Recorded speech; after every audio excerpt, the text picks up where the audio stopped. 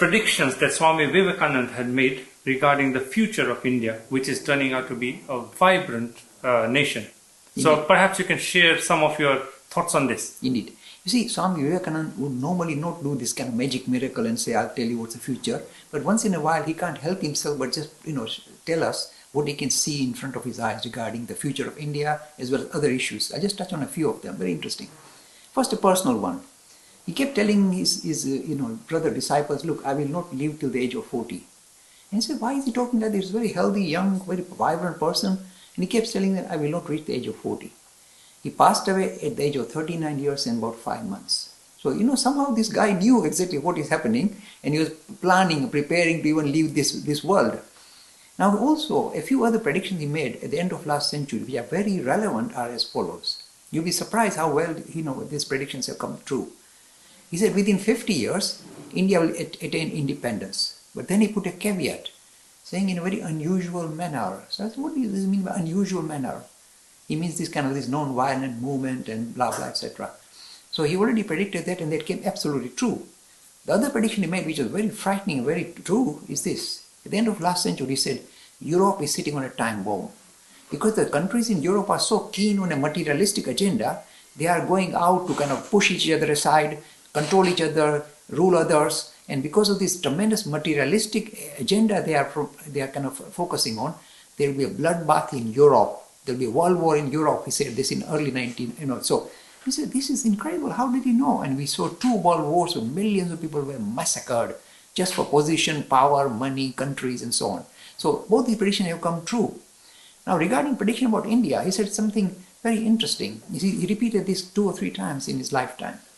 He said, you may think that the glorious period of ancient India was the time of Buddha. It's true, that was the golden period. Everything prospered. Arts, music, science, university, everything prospered during the Buddhistic period. So that was the golden period.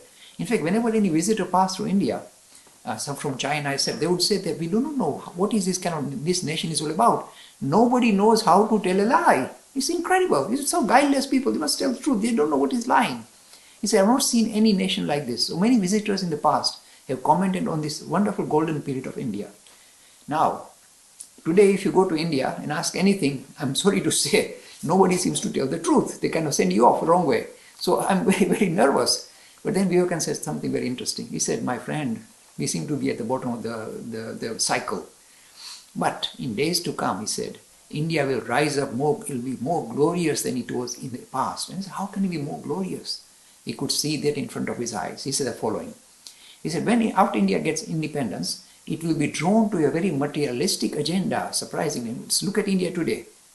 If I ask a person in media in India to talk about Hinduism or promote this idea that we are promoting about this comprehensive and modern vision of Hinduism, they'll just shut me out. They said, there's no time for it. They just want Bollywood and dancing girls. So I stand no chance. So what was predicted by Vivekananda is certainly true. Today, India, modern India, cannot relate to spirituality or Hinduism at all. I'm telling you bluntly. I'm talking about the man on the street. They can only, subscribe to the idea of materialism, make bigger house, bigger car, buy fridge, buy this, marry the best beautiful girl, and live happily ever after. So this kind of highly materialistic agenda that we see in modern India was predicted by Vivekananda. He said we are going to go through that phase. Because unless you go through the materialistic phase, you can't become mature enough to think about spirituality. You have to go through this phase. He could see that. And we are going through that phase at the moment. So you have to pass through this materialistic phase to grow out of it. Otherwise you always feel, if I can only have this, then I'll be happy. And until you go through it, then you mature out of it, like the Western world. Then you can go towards spirituality. And he also said the same thing. He said, the message I'm giving you, the spiritual plant, the seeds that I'm sowing, the best fertile soil, you'll be surprised. He said, not the United States even, it's United Kingdom.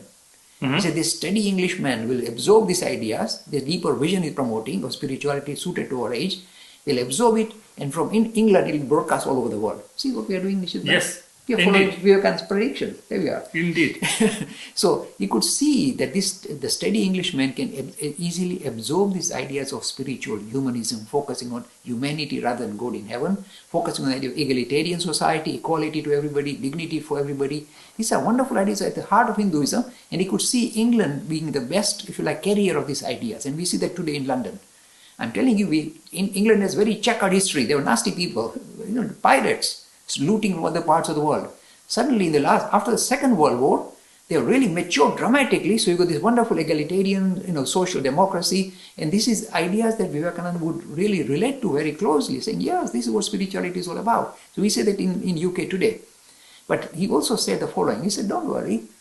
After, he said a few hundred years, and not immediately, these ideas will revive and refresh Hinduism to such a great extent. This nation, which was essentially spiritual anyway, will in a way spit out materialism and re-embrace spirituality and become more glorious than it was ever in the past. And I look at modern India and say, oh dear, we have to wait perhaps a few hundred years or so, and it makes me feel, I can't wait till then. So it makes me a bit worried. But these are the predictions of Swami Vivekananda. And you can see all these predictions come true because these are prophetic people. They don't want to make a show that they can predict the future and I'll tell you who's going to be the winner in the lottery, etc. They talk about this kind of deeper vision regarding spirituality and how it relates to the world that we live in. So this is why we love Vivekananda.